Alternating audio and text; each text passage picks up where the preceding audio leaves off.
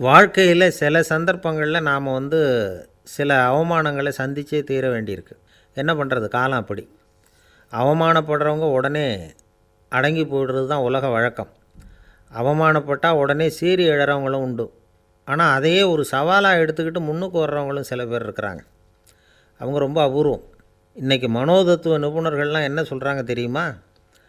அவமானப்பட்டுட்டா உடனே அடங்கி போயிடக்கூடாதான். அதையே ஒரு சவாலாக எடுத்துக்கிட்டு மனசில் ஒரு வைராக்கியத்தோடு முயற்சி பண்ணினா வாழ்க்கையில் எல்லோரும் முன்னேறலாமா. அவமானங்கிறத நாம் வைராக்கியமாக மாற்றிக்கணும். அதுதான் வெற்றிக்கு வழி. ராமர் இந்த பூமியில் பிறந்ததே ஒரு வைராக்கியத்தினால தான் சார் அப்படின்னார் ஒருத்தர். எப்படிங்க அது அப்படின்னு கேட்டேன். அவர் சொன்னார், தசரதருக்கு ராமர் குழந்தையாக பிறக்கணும், அப்போ தான் இங்கே இருக்கிற கஷ்டங்கள்லாம் நீங்கும் அப்படின்னு சர்வ லோகமும் எதிர்பார்த்துக்கிட்டு இருக்குது. ஆனால் அவர் எப்போ பிறப்பார் அப்படின்னு யாருக்கும் தெரியல. அந்த காரியம் சீக்கிரம் நடக்கணுமே, அதுக்கு என்ன பண்ணுறது? நாரதர் வந்தார் ஒரு நாள் தசரதரை தேடி. தசரதா, உனக்கு ஒரு செய்தி தெரியுமான்னு ஆரம்பித்தார். அவர் எப்பவும் இப்படித்தானே ஆரம்பிக்கிறது வழக்கம். என்ன விஷயம்னு கேட்டார் தசரதர். தசரதா, நீ அடிக்கடி உன்னோட தேரில் ஏறிக்கிட்டு தேவலோகத்துக்கு போகிற, அங்கே போகிற வர்ற எல்லாம் பண்ணிகிட்ருக்க, எல்லாம் சரி. தேவலோகத்துலேயும் உன்னை நல்லபடியாக தான் வரவேற்கிறாங்க. தேவேந்திரன் உன்னை பிரியமாக அழைச்சிட்டு போய் தன்னுடைய அரியாசனத்திலேயே தனக்கு பக்கத்திலேயே உட்கார வைக்கிறான். நீயும் சந்தோஷமாக உட்காந்து பேசிவிட்டு வந்துடுற. ஆனால் நீ இங்கே வந்ததுக்கு அப்புறம் அங்கே என்ன நடக்குது தெரியுமா உனக்கு அப்படின்னாரான் நாரதர். என்ன நடக்குது எனக்கு ஒன்றும் தெரியலையே அப்படின்னாரான் தசரதர். நாரதர்கிட்ட கிட்டத்தில் கேட்டிருக்கார், கொஞ்சம் சொல்லுங்கள் என்னது அப்படின்னு. அவர் நெருங்கி வந்தாரான் நாரதரும். மெதுவாக அவர் காதோட காதாக சொன்னாராம். அதாவது நம்ம பாஷையில் சொல்லப்போனால் பற்ற வைக்கிறார். நீ அங்கே தேவேந்திரங்கிட்ட உட்காந்து பேசிவிட்டு வந்த பிறகு நீ அங்கே உட்காந்துருந்த அரியாசனத்தை தண்ணி ஊற்றி கழுவி சுத்தப்படுத்துகிறாங்க. நீ என்ன அந்த அளவுக்கு சுத்தம் இல்லாத ஆளா? தினம் குளிக்காமையாக இருக்கிற அப்படின்னாராம். தசரதருக்கு இது ரொம்ப அவமானமாக போயிட்டுது. அப்படியே செய்கிறாங்க அப்படின்னாராம். ஆமாம், நீ வேணும்னா நான் சொல்கிறது உண்மையாக இல்லையா அப்படின்னு சோதனை பண்ணி பார்த்துக்கோ அப்படின்னாரான் நாரதர். உடனே தசரதர் இதுக்காகவே புறப்பட்டு தேவலோகம் போனார். அங்கே வழக்கம் போலவே இவரை கூப்பிட்டு உட்கார வச்சு பேசிக்கிட்டு இருந்தான் தேவேந்திரன். கொஞ்ச நேரம் பேசிக்கிட்டு இருந்துட்டு சரி நான் கிளம்புறேன்னு புறப்பட்டார். சரி, அவனும் வாசல் வரைக்கும் வழி அனுப்பி வச்சுட்டு உள்ளே போயிட்டான். தசரதர் வெளியில் கொஞ்சம் நேரம் மறைஞ்சி இருந்துட்டு மெதுவாக உள்ளே எட்டி பார்த்தார் என்ன நடக்குதுன்னு. நாரதர் சொன்னது உண்மை தான். தசரதர் உட்காந்துருந்த ஆசனத்தை அங்கே 2 தேவர்கள் கழுவி சுத்தப்படுத்திக்கிட்டு இருக்கிறாங்க. தசரதரால் இதை தாங்கிக்க முடியல. அவருக்கு ரொம்ப அவமானமாக போச்சு. நேராக கிடுகிடுன்னு தேவேந்திரங்கிட்டே போனார். நான் உட்காந்துருந்த இருக்கையே சுத்தம் பண்ணுறியே, நான் என்ன அந்த அளவுக்கு பாவியா அப்படின்னு கேட்டார். ரொம்ப கோபமாக கேட்டார். தசரதரே, மனுஷனுக்கு 3 கடன்கள் உண்டு. தேவ கடன், ரிஷி கடன், பித்ரு கடன். இதை தீர்க்காதவன் பாவியாகிறான். இதில் மகனை பெறுவதால் தான் பித்ரு கடன் தீரும். உனக்கு மகன் கிடையாது, அதனால் நீ பாவி ஆகிற. பாவி உட்காந்துருந்த இடம்ங்கிறதுனால அதை சுத்தம் செய்ய வேண்டியது எங்கள் கடமை அப்படின்னு நானான் தேவேந்திரன்.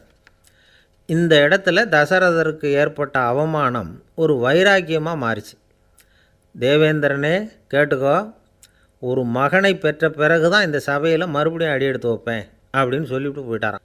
போய் புத்திர காமேஷ்டி யாகம் பண்ணார். புத்திரர்கள் பிறந்தார்கள்.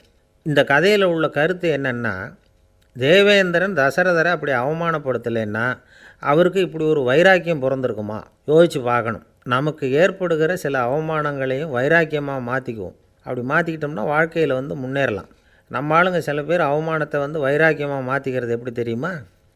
நம்மக்கிட்ட ஒரு பையன் சொன்னான், எங்கள் அப்பா என்னை எல்லாருக்கும் முன்னாடி வச்சு திட்டிவிட்டார், பொறுப்பு இல்லாமல் ஊர் சுற்றுறேன்னு சொல்லி அவமானப்படுத்தி விட்டார். இனிமேல் நீ என் முகத்திலேயே முழிக்காதரா போடான்னு வேறு சொல்லிவிட்டார். எனக்கு ரோஷம் வந்துட்டுது. அந்த அவமானத்தை வைராக்கியமாக மாற்றிக்கிட்டேன். அன்னையிலேருந்து அவர் முகத்திலேயே முழிக்கிறதில்ல அப்படின்னா. அப்படியான்னு கேட்டோம். ஆமாங்க, அவர் வீட்டில் இல்லாத நேரமாக பார்த்து உள்ளே சமையல் கட்டுக்கு போய் சாப்பிட்டுட்டு நைஸாக வெளியில் வந்துடுவேன் அப்படிங்கிறான் அவன். ஒரு காலத்தில் பிரஷ்யா அப்படின்னு ஒரு தேசம் இருந்தது. இப்போ ஜெர்மனி இருக்குல்ல, இதோட பெரும்பகுதி ஒரு காலத்தில் பிரஷ்யாங்கிற பேரில் இருந்தது. அப்போ அதுக்கு அரசராக இருந்தவர் மகா ஃப்ரெடரிக், அதாவது ஃப்ரெடரிக் தி கிரேட் அப்படின்னு சொல்லுவாங்க. அந்த ராஜாவுக்கு ஒரு சந்தேகம், நாம் பல வகையான வரிகளை விதித்து வசூல் பண்ணுறோம். அப்படி பண்ணி வருமானம் குறைஞ்சிக்கிட்டே போகுதே, இதுக்கு என்ன காரணமாக இருக்கும்? இதுதான் அவருக்கு ஏற்பட்ட சந்தேகம். ஒரு சமயம் அந்த அரசர் தம்முடைய அமைச்சர்களையும் பிரபுக்களையும் தளபதிகளையும் கூப்பிட்டு ஒரு விருந்து வச்சார். விருந்து முடிஞ்சதும் அவங்கள பார்த்து இந்த சந்தேகத்தை கேட்டார். வரிகள் அதிகமாக விதித்து வருமானம் குறையறதுக்கு என்ன காரணம் அப்படின்னு கேட்டார். பல பேருக்கு இதுக்கு சரியாக பதில் சொல்ல தெரியல. அனுபவசாலியான ஒரு தளபதி எழுந்திரிச்சார். அரசே, அது எப்படிங்கிறத இப்போ உங்களுக்கு காட்டுறேன்னார். உடனே ஒரு பெரிய பனிக்கட்டி ஒன்றை தன்னுடைய கையில் எடுத்தார். அதை அப்படியும் எப்படியும் திருப்பி பார்த்தார். அப்புறம் அடுத்தவர்கிட்ட கொடுத்தார். அவரும் அதை அப்படியும் இப்படியும் திருப்பி பார்த்துட்டு அடுத்தபடியாக இருந்தவர்கிட்ட கொடுத்தார். இப்படியே இதை ஒவ்வொருத்தராக பார்த்துட்டு ஒவ்வொரு கையாக மாறி கடைசியில் மன்னர் கைக்கு போய் சேர்ந்தது. மன்னர் கைக்கு அந்த பனிக்கட்டி போய் சேர்ந்தப்போ அது கொஞ்சம் கொஞ்சமாக உருகி ஒரு பட்டாணி கடலை சைஸுக்கு ஆகிட்டுது. மன்னர் யோசனை பண்ணார், வரி அதிகமாக போட்டாலும் வந்து சேர்றது குறைவாக இருக்கிறதுக்கு என்ன காரணம் அப்படிங்கிறது அவருக்கு புரிஞ்சு போச்சு. காலம்தான் மாறிக்கிட்டு இருக்கே தவிர இந்த கையூட்டு வாங்குகிற பழக்கம் மாறினதாக தெரியல. இன்னொரு ராஜா இருந்தார். அவர் தன்னுடைய ராஜாங்கத்தில் லஞ்ச ஊழலே சுத்தமாக இருக்கக்கூடாது அப்படின்னு நினச்சார். அவர்கிட்ட பல்வேறு துறைகளுக்கும் பொறுப்பாக இருந்த பல பேரும் ரொம்ப சுத்தமாகவும் நேர்மையாகவும் இருந்தாங்க. ஒரே ஒருத்தர் மட்டும் எல்லார்கிட்டையும் லஞ்சம் வாங்கிட்டே இருந்தார். அவரை வேறு துறைகளுக்கு மாற்றி பார்த்தாரு. அந்த ராஜா என்னென்னமோ பண்ணி பார்க்குறாரு. எந்த வேலையை கொடுத்தாலும் அதுலேயும் லஞ்சம் வாங்கிறதுக்கு ஒரு வழியை உண்டு பண்ணிக்குவார் அந்த ஆள். ராஜாவுக்கு இது ஒரு பெரிய தலைவலியாக போட்டுது. இவர் என்ன பண்ணுறது? இவருக்கு என்ன வேலையை கொடுக்கறது? கொஞ்சம் கூட லஞ்சம் வாங்கிறதுக்கு சான்ஸே இல்லாத ஒரு வேலையை கொடுக்கணும் அப்படின்னு திட்டம் போட்டார். ஒரு நாள் அவருக்கு அந்த உத்தரவும் போட்டுட்டார். அதாவது அவருக்கு என்ன வேலைன்னா, கடற்கரையில் தான் அவருக்கு ஆஃபீஸ். அங்கேயே இருந்துக்க வேண்டியது. தினமும் எத்தனை கடல் அலை கரையில் வந்து மோதுது அப்படிங்கிறத கணக்கெடுத்து ராஜாவுக்கு தெரிவிக்க வேண்டியது. இதுதான் அவருக்கு வேலை. பேசாமல் அலையை எண்ணிட்டு உட்காந்துருக்கிட்டோம், அப்போவாவது அவர் லஞ்சம் வாங்குகிற சந்தர்ப்பம் இல்லாமல் போயிடும் அவருக்கு அப்படின்னு நினச்சார் ராஜா. இந்த ஆள் கடற்கரைக்கு போய் டியூட்டியில் ஜாயின் பண்ணிக்கிட்டார். ஒரே மாதத்தில் அங்கே சொந்தமாக ஒரு பிரம்மாண்டமான மாளிகை கட்டிவிட்டார். ராஜாவுக்கு இது பெரிய ஆச்சரியமாக போச்சு. அலையை என்ற வேலையில் அந்த ஆள் எப்படி பணம் சம்பாதிச்சார் அப்படின்னு விசாரித்து பார்த்தார் அக்கம் பக்கத்தில். அந்த ஆள் என்ன பண்ணியிருக்கிறாருன்னா, கடற்கரையில் போய் பொறுப்பை ஏற்றுக்கிட்ட உடனே அங்கே இருந்த மீனவர்கள்கிட்ட எல்லாம் இந்த கரையில் வந்து ஒரு நாளில் வந்து மோதுகிற அலைகள் எத்தனை அப்படின்னு கேட்டிருக்காரு. அது எப்படிங்க தெரியும்னு இருக்காங்க அவங்க. தினமும் அந்த எண்ணிக்கை தெரியணும். நம்ம ராஜாவுக்கு தினமும் அறிக்கை அனுப்பணும், டெய்லி ரிப்போர்ட்டு. தவறுனா நீங்கள் இந்த கடலில் போய் மீன் பிடிக்கிறதுக்கு ராஜாவோட அனுமதி கிடைக்காது அப்படின்ட்டுருக்கார். உடனே மீனவர்களும் பயந்து போட்டாங்க. கடலுக்கு போகிறதுக்கு அனுமதி இல்லைன்னா பட்டினி கிடக்கிறது மாதிரி ஆகிடுமே. மெதுவாக அந்த ஆளுகிட்ட போனாங்க. காதோட காதாக சொன்னாங்க, ஐயா, எங்களால் வந்து கடல் அலையை வந்து எண்ண முடியாது. தினமும் எங்களால் முடிஞ்சதை உங்களுக்கு பணமாக கொடுத்துட்றோம். நீங்கள் தான் ராஜாக்கிட்ட சிபாரிசு பண்ணி நாங்கள் தொடர்ந்து மீன் பிடிக்கிறதுக்கு அனுமதி வாங்கி கொடுக்கணும் அப்படின்னு வேண்டிக்கிட்டாங்க. பணம் தினமும் வந்து சேர ஆரம்பிச்சுட்டுது. பதவியில் மற்ற பதவியோட இந்த பதவி எவ்வளவோ மேல் அப்படின்னு நினச்சிட்டோம் அந்த ஆள். அது மட்டும் இல்லை, தயவு பண்ணி என்னை இந்த இடத்த விட்டு மாற்றிவிடாதீங்க சார் அப்படின்னு வேற கேட்க ஆரம்பிச்சிட்டானா. ஒரு ஊரில் ஒரு ராஜா இருந்தார். அவர் ஒரு பூனை வளர்த்தார். ரொம்ப செல்லமாக அவர் அந்த பூனையை வளர்த்தார். அவர் என்ன பண்ணுவார் தெரியுமா? இரவு நேரத்தில் அந்த பூனையோட தலையில் ஒரு விளக்கை வச்சுருவார். அந்த பூனை ரொம்ப ஜாக்கிரதையாக அந்த விளக்கு கீழே விழுந்துடாமல் பார்த்துக்கும். தலையை ஆட்டாமல் ரொம்ப நிதானமாக ராஜா பின்னாடி நடந்து போய்கிட்டே இருக்கும். அந்த விளக்கு வெளிச்சத்தில் எல்லா வேலைகளையும் செஞ்சுருவார். கையில் ஒரு விளக்கை தனியாக எடுத்துகிட்டு போக வேண்டிய அவசியமே இல்லை. விளக்கை தூக்கிட்டு போகிற வேலையை அந்த பூனை பார்த்துக்கும். அதனால் ராஜாவுக்கு அந்த பூனை மேலே ரொம்ப பிரியம். மந்திரிகளையெல்லாம் கூப்பிட்டு அவங்கக்கிட்ட சொல்லுவார், பார்த்தீங்களா இந்த பூனை எவ்வளவு விசுவாசமாக நடக்குது, என் பேரில் எவ்வளவு மரியாதை பார்த்தீங்களா அதுக்கு அப்படிம்பார். இதை கேட்டுவிட்டு அங்கேருந்த அமைச்சர்களில் ஒருத்தர் சொன்னார், மன்னா நீங்கள் சொல்கிறது சரிதான், இருந்தாலும் இந்த பூனையோட விசுவாசத்தை நாம் கொஞ்சம் சோதித்து பார்க்க வேண்டியிருக்கு அப்படின்னாராம். சரி, உங்கள் ஆசையை ஏன் கெடுக்கணும், நல்லா சோதித்து பாருங்கள் அப்படின்னு சொல்லிவிட்டார் ராஜா. உடனே அந்த அமைச்சர் என்ன பண்ணார் தெரியுமா? எங்கேயோ புறப்பட்டு போனார். ஒரு 5-6 எலிகளை பிடிச்சிக்கிட்டு வந்தார். அரண்மனையில் ராஜா ஏதோ வேலை பார்த்துக்கிட்டு இருக்கிறாரு. பக்கத்தில் அந்த பூனை ரொம்ப பணிவாக நின்றுக்கிட்டு இருக்குது. அது தலையில் விளக்கு எரிஞ்சிக்கிட்டு இருக்கு. அமைச்சர் தான் பிடிச்சிக்கிட்டு வந்த எலிகளை அந்த பூனை பார்வையில் படுறது மாதிரி எதிரில் விட்டார். அந்த எலிகள்லாம் அங்கேயும் இங்கேயும் ஓட ஆரம்பிச்சிது. அதை பார்த்தது பூனை, அவ்வளவுதான். தலையில் இருக்கிற விளக்கை பற்றியும் கவலைப்படலை, ராஜாவை பற்றியும் கவலைப்படலை. ஒரே பாய்ச்சலாக பாஞ்சு எலிகளை துரத்த ஆரம்பிச்சுட்டுது. தலையில் இருந்த விளக்கு எங்கேயோ போய் விழுந்தது, அணைஞ்சு போச்சு. இருட்டில் ராஜா தடுமாற ஆரம்பிச்சுட்டார். இந்த சமயத்தில் அந்த அமைச்சர் மறுபடியும் விளக்கை ஏற்றினார், வெளிச்சம் வந்தது. அதுக்கப்புறம் அந்த அமைச்சர் பேசினார். அரசே, பூனையோட விசுவாசத்தை பார்த்தீங்களா? எலி அது கண்ணில் படுற வரைக்கும் தான் விசுவாசமாக இருந்தது. அது மாதிரி எலியை பார்த்ததும் எல்லாத்தையும் விட்டுட்டு அதை துரத்த ஆரம்பிச்சுட்டு பார்த்தீங்களா? தான் அந்த பூனையை பற்றி நினச்சது தப்புங்கிறது அதுக்கப்புறம் தான் அந்த ராஜாவுக்கு புரிஞ்சுதான். சரி, இப்போ எதுக்கு இந்த கதையெல்லாம் அப்படிங்கிறீங்களா? இந்த பூனை மாதிரி தான் நம்ம மனசை எவ்வளவு தான் பயிற்சி கொடுத்து பக்குவமாக வச்சுருந்தாலும் பார்க்குறதுக்கு பரமசாது மாதிரி தான் இருக்கும். பார்க்க வேண்டியதை பார்த்துட்டுதுன்னா பாஞ்சிரும். இந்த பூனை மாதிரி புலன் இன்ப பொருள்கள் கிட்டாத வரைக்கும் மனம் அடங்கி இருக்கிறது மாதிரி தான் தெரியும். கொஞ்சம் வாய்ப்பு கிடைச்சாலும் அது குதிக்க ஆரம்பிச்சிடும், தப்பு பண்ண ஆரம்பிச்சிடும். பெரிய பெரிய முனிவர்கள் வாழ்க்கையில் நடந்த வீழ்ச்சி இதை தான் நிரூபிக்குது.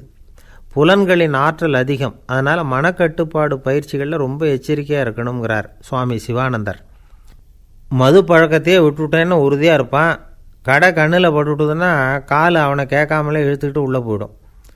இதுதான் மனசுங்கிறது. அதுதான் அந்த ராஜா வளர்த்த பூனை. நம்மால் ஒருத்தன் அந்த ராஜா பூனை தலையில் விளக்க வச்சது மாதிரி இவன் தன்னுடைய தலையிலேயே ஒரு விளக்கை ஏற்றி வச்சுக்கிட்டு என்னத்தையோ தேட ஆரம்பித்தான். தேடிக்கிட்டு இருக்கிறான்.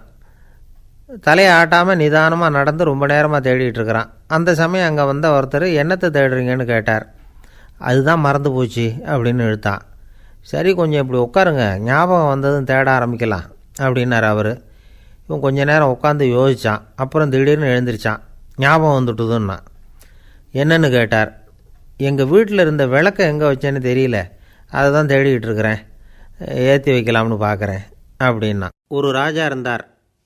நாடு பூராவும் நிறைய மரங்களை நட்டு வளர்க்கணுங்கிறது அவரோட ஆசை. தானே அதுக்கு முன்மாதிரியாக இருக்கணும்னு நினச்சார். அரண்மனையை சுற்றி மரங்களை நட்டு வளர்த்தார். இதை பார்த்துட்டு ஜனங்களும் அவங்கவுங்க வீட்டை சுற்றி மரக்கன்றுகளை நட்டு வளர்த்தாங்க. கொஞ்ச காலத்தில் ஊர் பூரா பசுமையாக மாறிச்சு. எல்லாருக்கும் சந்தோஷமாக இருந்தது. இது ஒரு பக்கம் இருக்கட்டும். இப்போ நான் சொல்ல போகிற கதை வேறு. அதாவது, அந்த ராஜா ஒரு நாள் தன்னுடைய அரண்மனையை சுற்றி இருக்கிற விதவிதமான மரங்களை எல்லாம் போய் பார்த்தார். எப்படி இருக்கிறீங்க அப்படின்னு ஒவ்வொரு மரத்துக்கிட்டையும் விசாரித்தாராம். எந்த மரமும் சந்தோஷமாக இருக்கிறதா தெரியல. அதுக்கும் மனசில் ஒரு குறை. முதல்ல ஆலமரத்துக்கிட்ட போனார். அது சொல்லிச்சு, மண்ணா, நான் நல்லா பெருசாக வளர்ந்துருக்கிறேன், அடர்த்தியாக இருக்கிறேன், கிளையெல்லாம் 4 பக்கமும் நல்லா படர்ந்து தான் இருக்குது, இருந்தாலும் எந்த பிரயோஜனமும் இருக்கிறதா தெரியல எனக்கு. என்னுடைய பழம்லாம் ரொம்ப சின்னதாக இருக்குது, என் கண்ணுக்கு சரியாக புறப்பட மாட்டேங்குது. நான் இருக்கிற சைஸுக்கு என்னுடைய கிளையில் இருக்கிற பழம்லாம் எவ்வளோ பெருசாக இருக்கணும், அது இத்தினூண்டு இருக்கிறது எனக்கு பெரிய அவமானமாக இருக்குது. இப்படி இங்கே நின்றுக்கிட்டு இருக்கிறதே ரொம்ப கூச்சமாக இருக்குது. ஒரு நல்ல புயல் வந்ததுன்னா பேசாமல் சாஞ்சு விடலாமான்னு பார்க்குறேன் அப்படின்னு புலம்புது ஆலமரம்.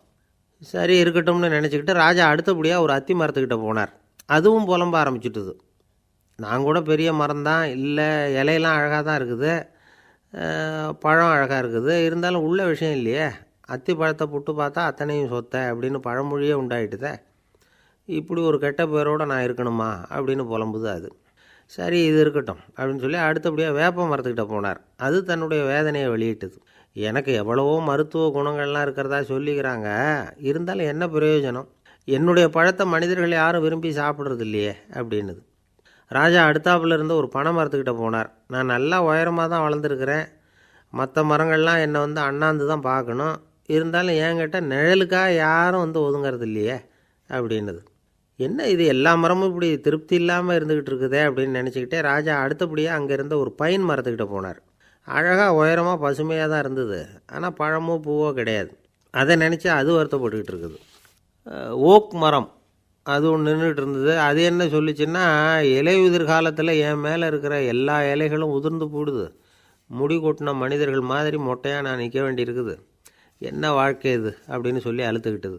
சரி, புளிய மரம் என்ன சொல்லுது பார்ப்போம்னு அதுக்கிட்ட போனால், என்னுடைய நிழலில் யாருமே தங்க மாட்டாங்க, உடம்புக்கு சூடுன்னு ஒதுங்கி போயிடுவாங்க, அடிமரத்தை பார்த்திங்கன்னா பட்டையெல்லாம் உறிஞ்சி பார்க்குறதுக்கே கேவலமாக இருப்பேன் அப்படின்னுது அது.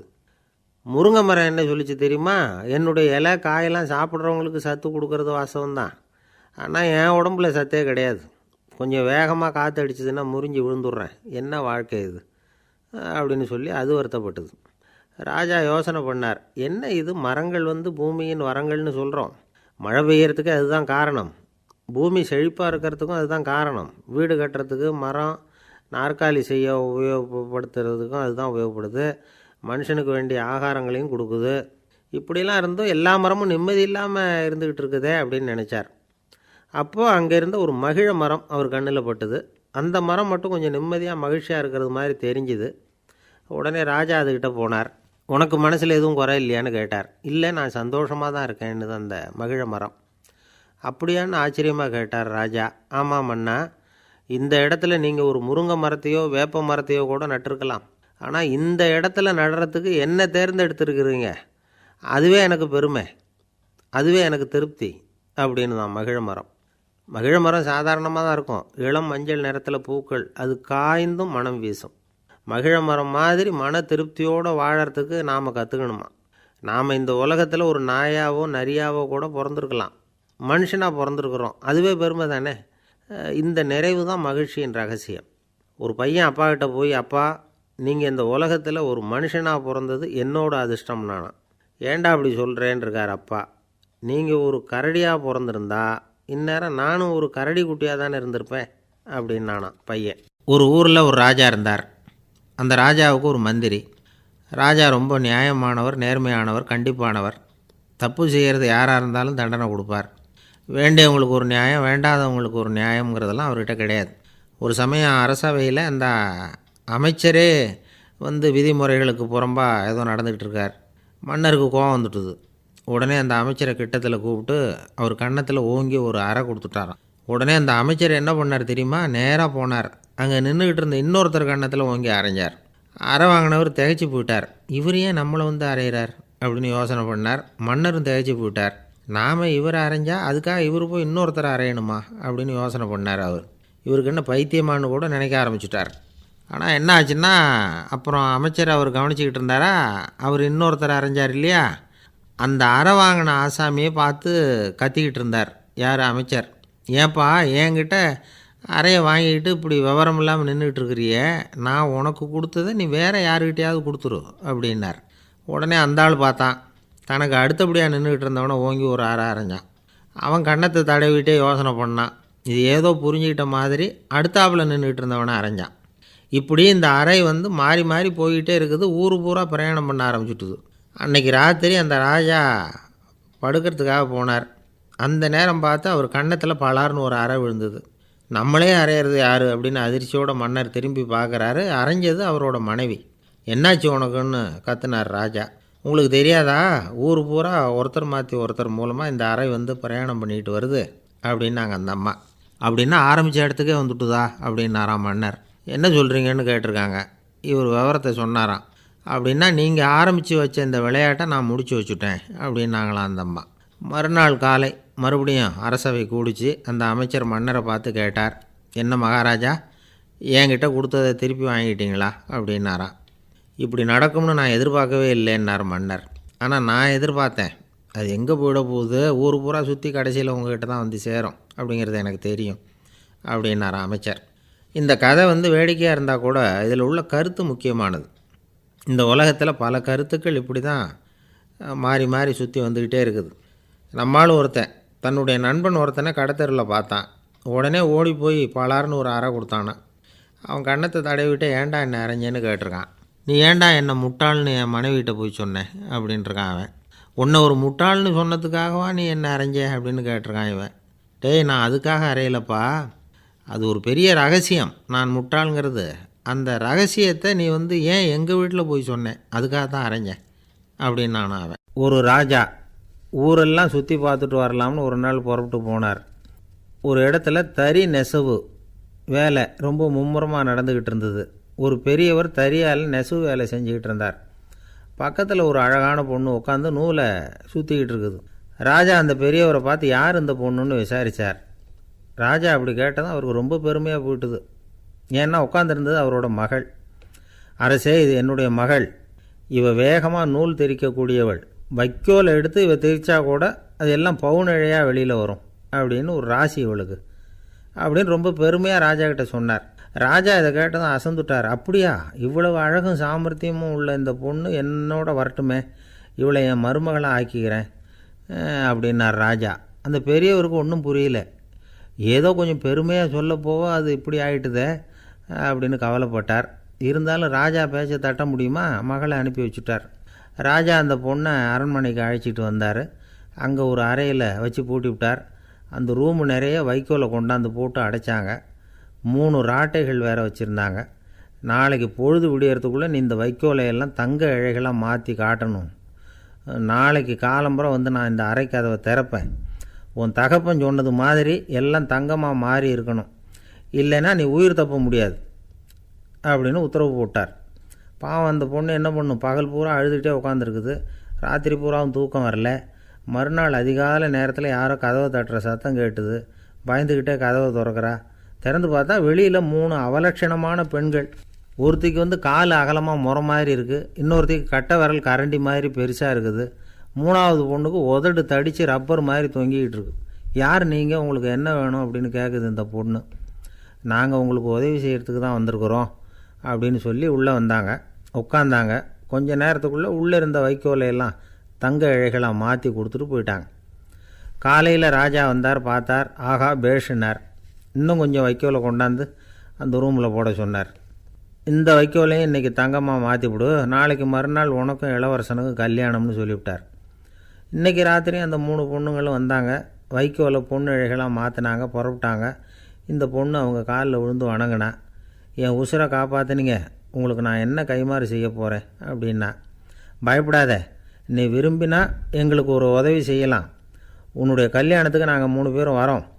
நீ எங்களை வந்து வரவேற்று ராஜாக்கிட்டேயும் இளவரசர்கிட்டையும் நாங்கள் வந்து உன்னோட பெரியப்பா பொண்ணுங்கன்னு சொல்லி அறிமுகப்படுத்தி வை, நாங்கள் விருந்து சாப்பிட்டுட்டு போயிடுறோம் அப்படின்னாங்க. ரொம்பவும் சந்தோஷமாக சரின்னு ஒத்துக்கிட்டா. கல்யாண நாள் வந்தது. கல்யாணம் ரொம்ப கோலாகலமாக நடந்துக்கிட்டு இருக்கு. எல்லா தேசத்து ராஜா ராணிகளும் வந்துக்கிட்டு இருக்கிறாங்க. அந்த 3 அவலட்சணமான பொண்ணுங்களும் வந்து சேர்ந்தாங்க. யார் இவங்கன்னு கேட்டார் ராஜா. என் பெரியப்பா பொண்ணுங்க அப்படின்னா அந்த பொண்ணு. காலும் உதடும் கட்டை விரலும் ஏன் இப்படி உங்களுக்கு அவலட்சணம் ஆயிட்டுது அப்படின்னு கேட்டார். அதுக்கு அந்த பொண்ணுங்க பதில் சொன்னாங்க. என்ன செய்கிறது, ஓயாமல் வைக்கோலை நூற்று ஒருத்தியோட கட்டை விரல் அப்படி கரண்டி மாதிரி ஆயிட்டுது, நாக்கில் தொட்டு தொட்டு திரிச்சதுனால ஒருத்தியோட உதடு அப்படி ஆயிட்டுது, காலால் கட்டையை அழுத்தி அழுத்தி தறி போட்டதுனால இன்னொருத்தையோட கால் அப்படி ஆயிட்டுது. உங்கள் மருமகளாக வந்திருக்கிற இந்த பொண்ணு அந்த 3ஐயுமே செய்ய தெரிஞ்சவ தான். என்ன ஆக போதோ இன்னும் கொஞ்ச நாளில் அப்படின்னாங்க. அவ்வளவுதான். ராஜா பயந்துட்டார். அம்மா, இன்னையிலேருந்து நீ இளவரசனின் மனைவி. நீ எப்பவும் அழகாக இருக்கணும், அதனால் நீ இனிமேல் வைக்கோலை திரிக்கவே கூடாது அப்படின்னு உத்தரவு போட்டார்.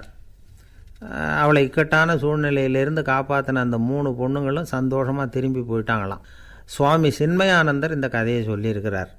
தன்னலம் மறந்து சுயலாபத்தை வந்து தியாகம் செய்கிறது வைக்கோல்லேருந்து தங்க இழையை நூக்கிறது மாதிரி அப்படிங்கிறார் அவர்.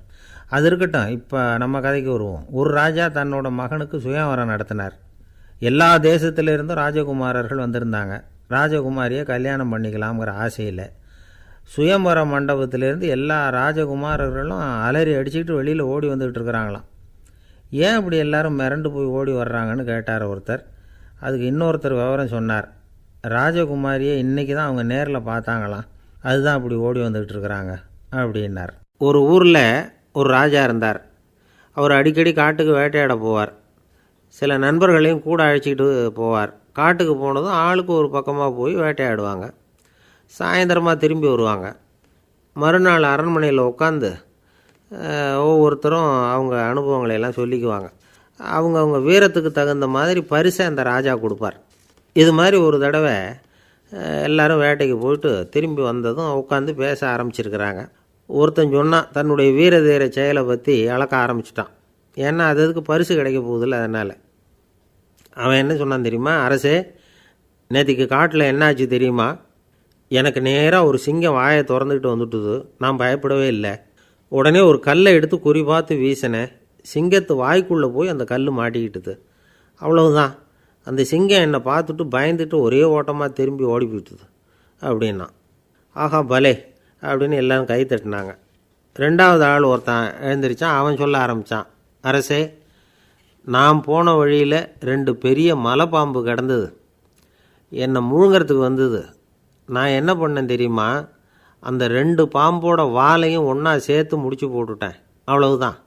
அது அங்கே இழுக்க இது இங்கே இழுக்க முடிச்சு நல்லா இறுகி போட்டுது அப்படின்றான். ஆஹா அற்புதம்னு சொல்லி எல்லோரும் கை தட்டினாங்களாம்.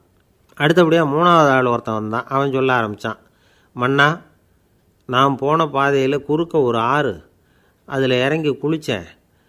யாரோ காலை பிடிச்சி இழுக்கிறது மாதிரி இருந்தது. திரும்பி பார்த்தா ஒரு பெரிய முதலை.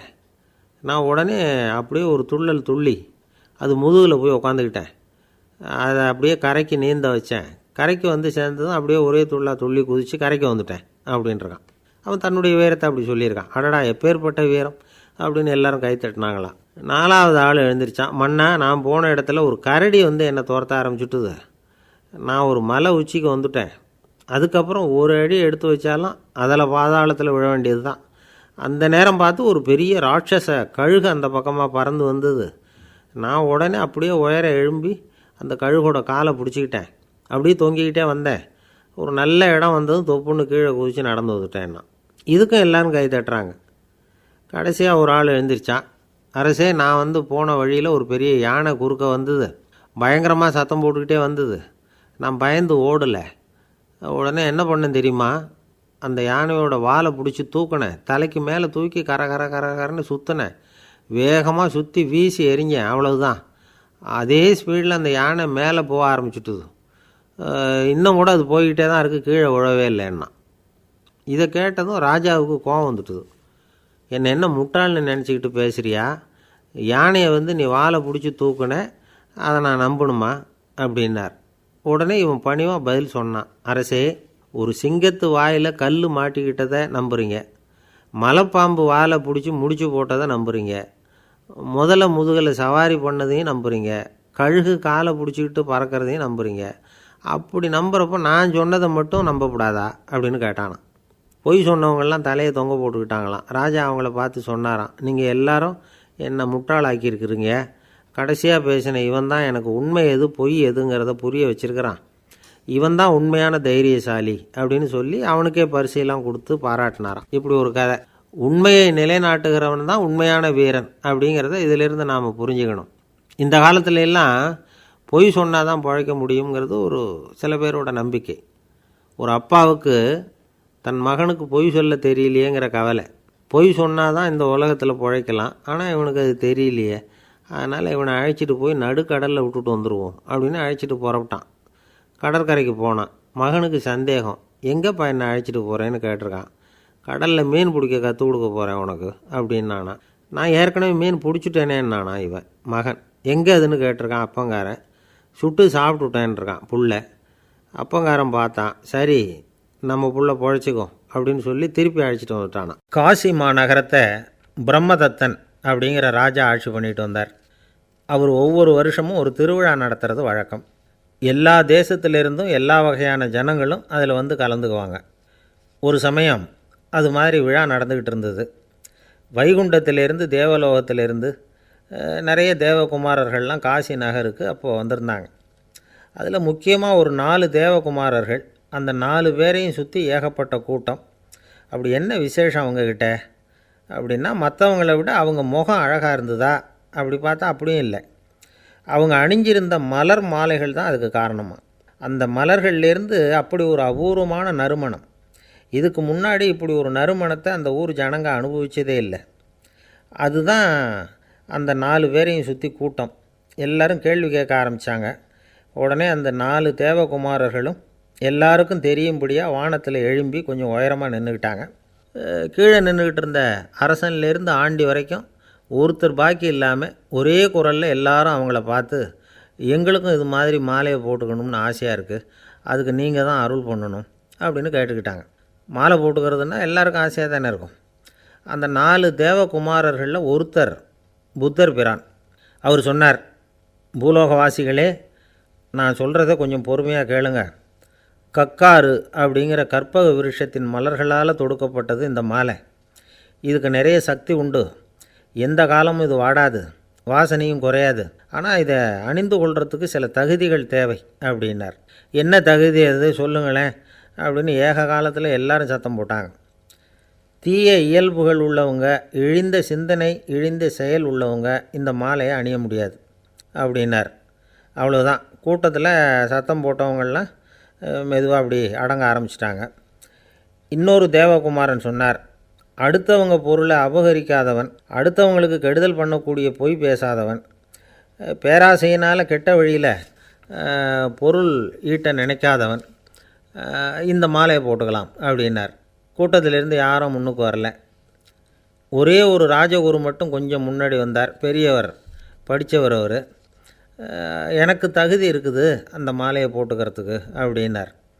வேறு ஒன்றும் இல்லை, பொய் சொல்லியாவது அந்த மாலையை வாங்கிக்குவோமே அப்படின்னு முடிவு பண்ணிட்டார் அவர். அவ்வளோதான், மாலையை வாங்கிட்டார். அடுத்த தேவகுமாரன் பேசினார். யாருக்கு திடமான அறிவும் மனமும் இருக்குதோ, யாருக்கு நல்ல காரியங்களில் அசையாத ஈடுபாடு இருக்குதோ, நல்ல அரிய பொருள்களை தனியாக தான் மட்டும் அனுபவிக்க விரும்பாதவர் யாரோ அவர் முன்னாடி வந்து இந்த மாலையை வாங்கிக்கலாம் அப்படின்னார். அந்த தகுதியும் எனக்கு இருக்குன்னார் ராஜகுரு. மாலையை வாங்கி போட்டுக்கிட்டார்.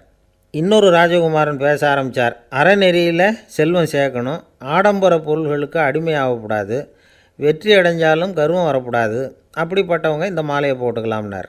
துணிஞ்சு பொய் சொல்லி அதையும் வாங்கி கழுத்தில் போட்டுக்கிட்டார் இந்த ராஜகுரு. இன்னொரு ராஜகுமாரன் சொன்னார், சான்றோர்களை நிந்திக்காதவங்க, புறம் பேசாதவங்க இந்த மாலையை போட்டுக்கலாம்னார். அதையும் வாங்கி போட்டுக்கிட்டார். திருவிழா முடிஞ்சுது, எல்லோரும் திரும்பி போயிட்டாங்க. மறுநாள் ராஜகுரு 4 மாலைகளையும் போட்டுக்கிட்டு ராஜசபைக்கு வரார். வந்தவர் ரொம்ப அவஸ்தையோடு வர்றார். மாலையெல்லாம் வாடி போயிட்டுது, வாசனை எதுவும் கிடையாது. அது மட்டும் இல்லை, அவருக்கு கடுமையான தலைவலி வேறு வந்துட்டுது. துடிச்சு போயிட்டார். மாலையை கழட்டவும் முடியல. ஜனங்கள்லாம் அவரை பார்த்து சிரிக்க ஆரம்பிச்சிட்டாங்க. என்னத்துக்கு ஆசைப்படணும், ஏன் இப்படி கஷ்டப்படணும் அப்படின்னு. ராஜா பார்த்தார். மறுபடியும் விழாவுக்கு ஏற்பாடு பண்ணினார். தேவகுமாரர்கள்லாம் வந்தாங்க. ராஜகுரு வந்தார். மக்கள் முன்னிலையில் அவங்க காலில் விழுந்தார், மன்னிப்பு கேட்டுக்கிட்டார். இந்த மாலையை போட்டுக்கிற தகுதி எனக்கு இல்லை. தகுதி இல்லாத ஒருத்தன் தகாத தகுதியை பொய் மூலம் பெறணும்னு ஆசைப்படுறாங்களே, அவங்களுக்கெல்லாம் என்னுடைய தண்டனை ஒரு எச்சரிக்கையாக இருக்கட்டும்னார். அதுக்கப்புறம் தேவகுமாரர்கள் அவர் கழுத்தில் இருக்கிற மாலையை கழட்டினாங்களாம். அந்த மாலைகளும் பழையபடி மனம் கொடுக்க ஆரம்பிச்சுட்டு தான். இதிலேருந்து நாம் தெரிஞ்சுக்க வேண்டியது என்னென்னா, நமக்கு தகுதி இல்லாத ஒரு கௌரவம் நம்மக்கிட்ட தானாக வந்தால் கூட அதை தவிர்த்து விடுறது தான் நல்லது. அதுதான் புத்திசாலித்தனம்.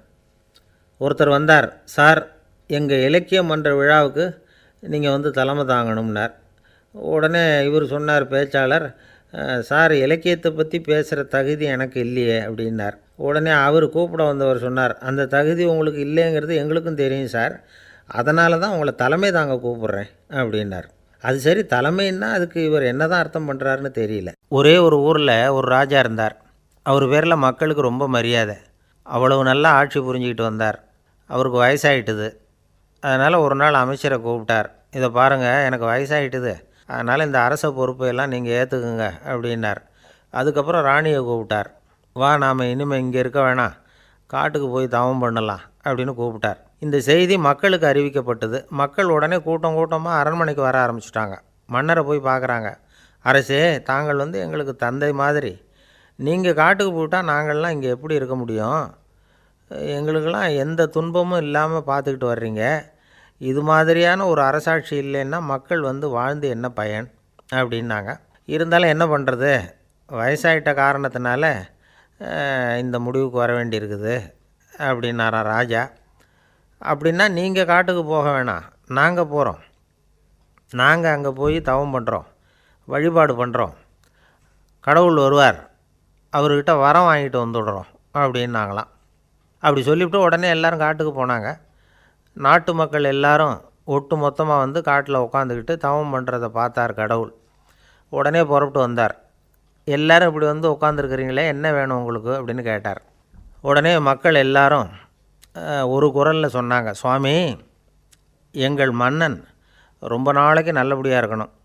அவர் மகிழ்ச்சியாகவும் உடல் நலத்தோடும் இருந்தால் தான் நாங்கள் அமைதியாக வாழ முடியும் அப்படின்னாங்க. சரி, அதுக்கு என்ன செய்யணும் அப்படின்னார் ஆண்டவன். எங்கள் மன்னருக்கு இன்னும் ஒரு 100 வருஷம் ஆயுளை கொடுங்க அப்படின்னாங்க. அவ்வளவு தானே, சரி அப்படியே ஆகட்டும் அப்படின்னு சொல்லிவிட்டு ஆண்டவன் போயிட்டார். மக்கள் மகிழ்ச்சியோடு திரும்பி வந்தாங்க. மன்னா, கடவுள் வரம் கொடுத்துட்டார், நீங்கள் 100 வருஷம் வாழ போகிறீங்க அப்படின்னாங்க. இதை கேட்டதும் ராணி ராஜாவை வணங்கி, நான் தவம் செய்ய போகிறேன் அப்படின்னு புறப்பட்டாங்க. உடனே மக்கள் என்ன நினச்சாங்க தெரியுமா, ஐயோ, நாம் ராஜாவுக்கு மட்டும்தானே நீண்ட ஆயுள் வேணும்னு வரம் வாங்கினோம், ராணிக்கு வாங்கலையே, அதுதான் கோபத்தில் புறப்பட்டாங்க போல இருக்கு அப்படின்னு நினச்சி வருத்தப்பட்டாங்க. ஆனால் ராணி நினச்சது அது இல்லை. ராணி போய் தவம் பண்ணாங்க, கடவுள் காட்சி கொடுத்தார். இவங்க கேட்குறாங்க, சுவாமி, ராஜாவுக்கு மட்டும் 100 வருஷம் ஆயுள்னு வரம் கொடுத்துட்டீங்க, அப்படின்னா குடிமக்களும் 100 வருஷம் இருக்கணும். இப்படிப்பட்ட குடிமக்கள் இல்லைன்னா அப்படிப்பட்ட அரசன் இருந்து என்ன பிரயோஜனம் அப்படின்னாங்களாம். ஆண்டவன் பார்த்தார், சரி அவங்களும் 100 வருஷம் வாழ்வாங்க, அது மட்டும் இல்லை நீயும் 100 ஆண்டு காலம் வாழ வரமளிக்கிறேன் அப்படின்னு சொல்லிவிட்டு மறைஞ்சிட்டார். இதில் ஆண்டவன் வர்றதும் மறையிறதும் முக்கியமில்லை.